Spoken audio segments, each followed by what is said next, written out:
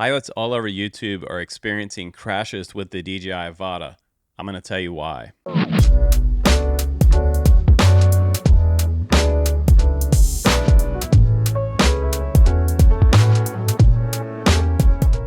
Why is your DJI Avata tumbling to its death and premature loss of system? Why is it tumbling to the ground? Why are people flying them and all of a sudden they just tumble out of the air and fall to their death? There is something that you need to know about this classification of drone. If you are a brand new pilot and this is your first drone ever, you're in the goggles, you're experiencing what you think is the most fantastic flight ever, and then all of a sudden, boom, and this thing goes to the ground and crashes, or it goes into the ocean or a body of water. It goes to a place where it's non-recoverable. I've seen drone pilots out there posting videos of the DJI Avata just falling to its death and never being able to recover it again. Now, you have to understand what you're flying.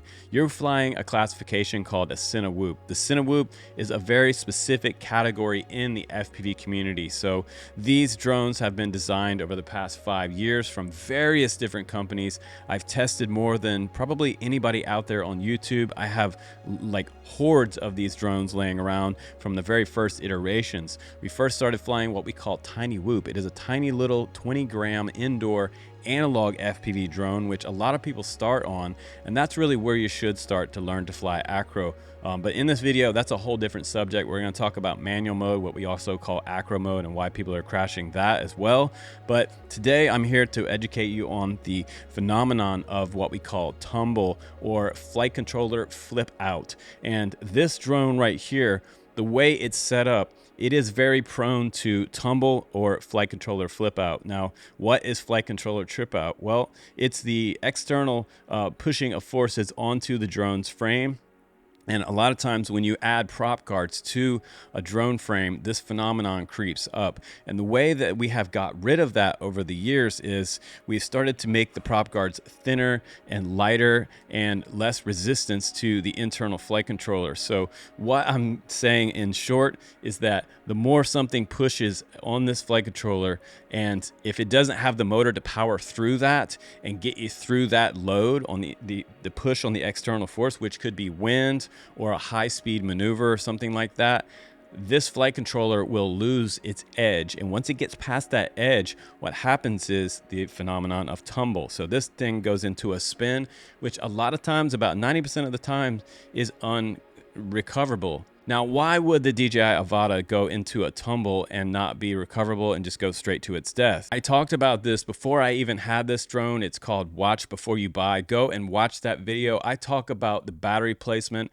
I think that the battery is very large on this drone. It has a high center of gravity on the frame design. It also has a very small wingspan for the weight of this quad. It has a front to back battery design, which a lot of manufacturers have gone away from with Cinewhoops. Modern Cinewhoops do a side-to-side mount battery. This gives a little more kind of resistance to the phenomenon of tumble. And tumble generally happens when you have external forces coming from the side of the quad, not so much on the forward flight characteristic of the quad. Now, other drones out there, like non-Cinewhoop type frames, they don't have prop guards and they have less problems with the phenomenon of tumble. For example, the Mini 3 Pro, the long range type of drones, the 5-inch FPV race drones. This is an example of a non-prop guard, long range Chimera 7 from iFlight. So those types of drones don't generally have that phenomenon of tumble quite as often. They don't have as much external push on the flight controller. But once you add prop guards, this is where the problem begins. You don't have that clean airflow around the airframe, and this creates resistance to the flight controller. It's kind of like someone grabbing onto the steering wheel as you're driving, taking a curve. If someone puts too much force on that steering wheel, you're going to lose control of the car and crash. Now, the DJI Avata has a smart built-in mode in the flight controller that says, hey, I'm over 180 degrees, I'm upside down, I'm going to flip back into normal mode and level out and save the drone. Now, it has in some instances in certain videos been able to do that, and they've shown this going from the manual mode back to normal mode and saving the drone before it hit the ground. But 90% of the time, this drone's gonna tumble to its death. So it's important that you know what you're flying. It is a Cinewhoop class category. It can't handle the type of G's and push on it from anything over a 25-mile-an-hour wind. 20 to 25 seems to be a little bit much. If you're flying in that type of wind with the DJI Avata, you do have a chance of experiencing tumble. You also need to know that most FPV pilots in the drone community, they're not flying this classification Cinewhoop out at a long range distance. Now, take case in point, for example, something like the Geprc Crown. This doesn't have a super long flight time. It has a flight time of around 8 to 9 to 10 minutes, but this classification of drone is also something that we've been flying in close proximity for the past 5 years. It's not really something you want to push out there 2 to 3 miles out. The DJI Avata will get you out that far, but you also have a risk of crashing on the way back or on the way out. You're better off flying this one closer in case you do crash, you can have a chance to go retrieve it or pick it up. And you want to be extremely careful and choose your days wisely when you do fly this drone. I wouldn't fly this drone up and down the side of mountains on a coastal region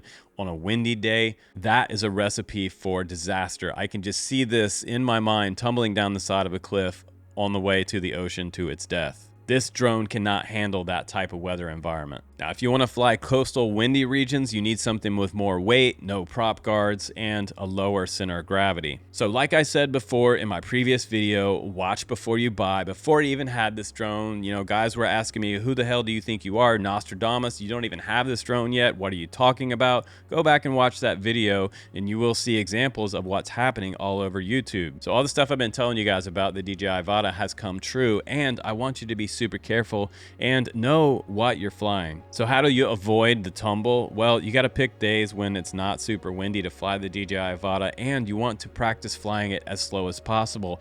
It's not really something you want to throw into manual and do some acro, and I've seen some other guys out there like Ken Herring call it whackro.